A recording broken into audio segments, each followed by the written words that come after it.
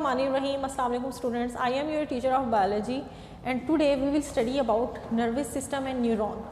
Students, अगर हम nervous system की बात करें तो हम कहते हैं कि nervous system जो है it is mainly comprises of central nervous system and peripheral nervous system.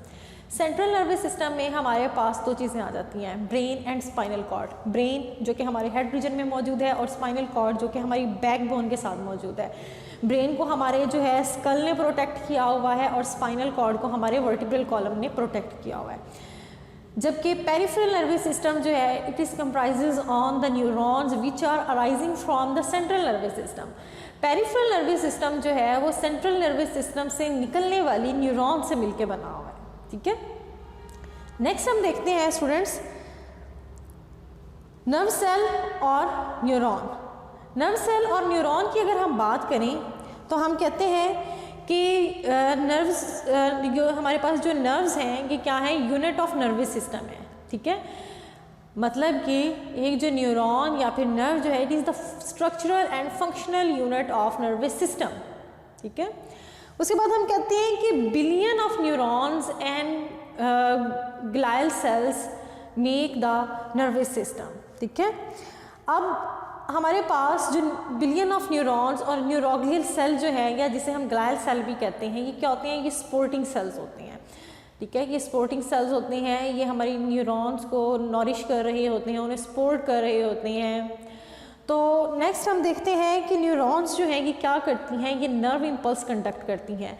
Nerve impulse conduct करती हैं कहाँ से, रिसेप्टर से। रिसेप्टर जिन्होंने रिसीव करना है स्टिमुलस को, रिसेप्टर से टूवर्ड्स द कोऑर्डिनेटर। कोऑर्डिनेटर क्या है, हमारा ब्रेन है, और कोऑर्डिनेटर से फिर इफेक्टर की तरफ। इफेक्टर क्या है, हमारे मसल्स या फिर ग्लैंड्स। ठीक है, अब स्टूडेंट्स नर्व इम्पल्स क्या है, नर्व इम्पल्स क्या है कि it is a wave of electrochemical change that travel along the length of neuron.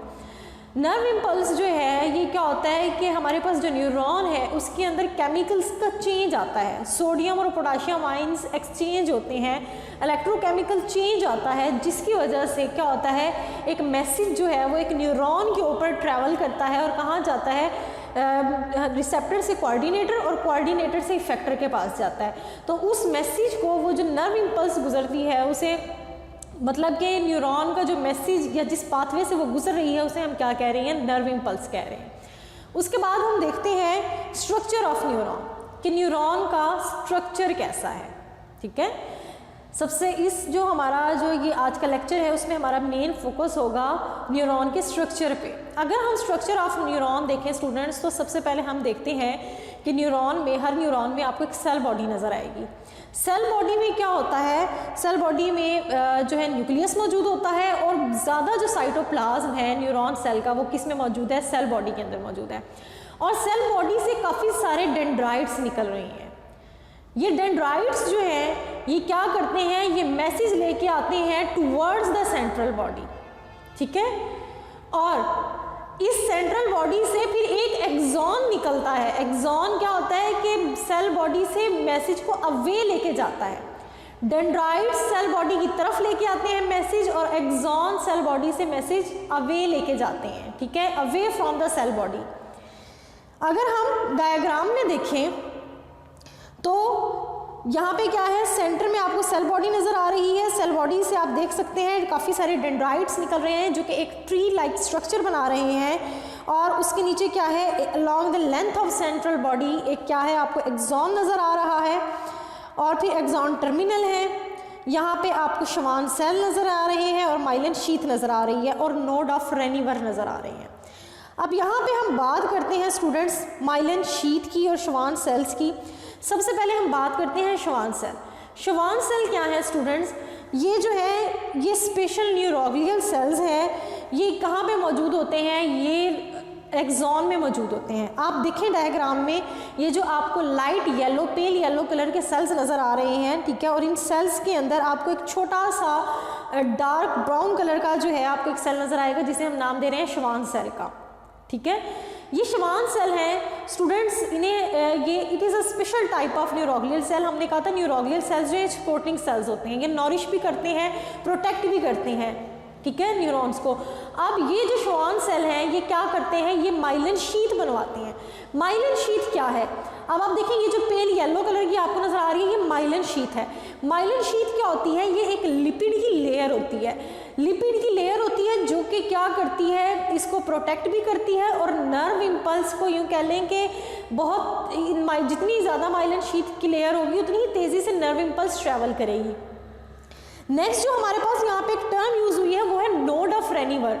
Students, node of Ranvier क्या है कि अनमाइलिनेटेड पार्ट ऑफ एक्सॉन। अगर आप डायग्राम में देखें तो आपको हर थोड़े से माइलिन शीथ के टुकड़े के बाद एक थोड़ा सा पार्ट नजर आएगा, फिर आगे आपको माइलिन शीथ, फिर थोड़ा सा पार्ट और फिर नेक्स्ट माइलिन शीथ। तो स्टूडेंट्स दरमियान में जो गैप्स हैं, ये जो दरमियान में गैप्स हैं ये हमारे पास क्या है? ये नोड ऑफ रेनिवर है, ठीक है, जो अनमाइलिनेटेड है, जहाँ पे माइलिन शीथ मौजूद नहीं है, जहाँ पे लिपिड की लेयर मौजूद नहीं है, वो जो पॉइंट्स हैं एक्सॉन के उन्हें हम क्या कह रहे हैं? Node of Ranvier. उसके बाद आ जाता है सॉल्टेटरी इम्पल्स। सॉल्टेटरी इम्पल्स क्या है? Impulse from node to node. Students क्या होता है कि जब माइलिन शीथ जो है वो एक्सॉन को कवर कर लेती है तो जो ये हमारे पास माइलिन शीथ है ये क्या है? ये जो केमिकल्स हैं, ठीक है, इलेक्ट्रोकेमिकल एक्सचेंज हमने अभी पढ़ा नर्व इम्पल्स की डेफिनेशन में, ये वो नहीं होने देती, ठीक है। ये एज ए इंसुलेटर एक्ट करती है, ना कि कंडक्टर। आपको पता है कि इंसुलेटर में से फिर क्या होता है कि आयंस एक्सचेंज नहीं हो सकते, अब वो जो केमिकल्स हैं वो एक्सचेंज नहीं हो सकेंगे, तो इसका मतलब है यहाँ से नर्व इम्पल्स ट्रैवल नहीं कर सकेगी। नर्व इम्पल्स ने अगर गुजरना है तो उसने वहाँ से गुजरना है जहाँ पे माइलिन शीथ मौजूद नहीं है, और माइलिन शीथ कहाँ पे मौजूद नहीं है? जहाँ पे नोड ऑफ रेनिवर है। तो इसका मतलब है माइलिन जो हमारे पास नर्व इम्पल्स है उसको एक नोड से दूसरे नोड पे जंप करना होगा, फिर दूसरे से तीसरे पे, ठीक है, इस तरह से वो जंप करती हुई जाएगी। इस तरह की जो नर्व इम्पल्स ट्रैवल करती है उसे हम कहते हैं सॉल्टेटरी नर्व इम्पल्स, ठीक है, या सॉल्टेटरी इम्पल्स। स्टूडेंट्स, जो सॉल्टेटरी इम्पल्स होती है उसकी जो कंडक्शन है, या यूँ कह लें कि वो बहुत तेज़ी से ट्रांसफ़र होती है। क्यों बहुत तेज़ी से गुजरती है वो? क्योंकि उसे एक पूरा रास्ता नहीं गुजारना पड़ता, एक पूरे रास्ते से नहीं गुजरना पड़ता, बल्कि उसे जंप करती हुई वो बहुत तेज़ी से गुजर जाती है। अगर ये माइलिन शीथ ना होती तो उसे जो इतना जो लंबा रास्ता है, ठीक है, एक्सॉन का, वो जो पूरा along the length of axon उसे क्या करना पड़ता? ट्रैवल करना पड़ता। अब माइलिन शीथ होने की वजह से उसे वो पूरे एक्सॉन से नहीं गुजरना पड़ रहा, बल्कि वो नोड से नोड जा रही है। नोड से नोड जंप करने की वजह से जो नर्व इम्पल्स की वेलोसिटी है वो ज़्यादा हो जाती है, वो बहुत तेज़ी से उसकी कंडक्शन हो जाती है, ठीक है। तो सॉल्टेटरी इम्पल्स जो है वो बहुत तेज़ी से ट्रैवल करती है। तो स्टूडेंट्स, आज हमने देखा structure of neuron. Next lecture में हम देखेंगे फंक्शन ऑफ न्यूरॉन, कि न्यूरॉन्स जो हैं उनकी फंक्शनिंग किस तरह से होती है। तो स्टूडेंट्स, अगर हम आज के लेक्चर को समराइज़ करें तो हमने पढ़ा कि हमारे पास नर्वस सिस्टम की दो टाइप्स हैं, central nervous system and peripheral nervous system. हमारे पास जो सेंट्रल नर्वस सिस्टम है वो ब्रेन और स्पाइनल कॉर्ड से मिलकर बना है, जबकि जो हमारे पास पेरिफेरल नर्वस सिस्टम है वो सेंट्रल नर्वस सिस्टम से निकलने वाली न्यूरॉन से मिलकर बना है। अब न्यूरॉन क्या है और उनका फंक्शन कैसा है, उनका स्ट्रक्चर कैसा है, ये हमने स्टडी करना था। तो आज के लेक्चर में हमने स्ट्रक्चर ऑफ न्यूरॉन को स्टडी किया। इंशाल्लाह नेक्स्ट लेक्चर में हम फंक्शन ऑफ न्यूरॉन को स्टडी करेंगे। तब तक के लिए अल्लाह हाफिज़।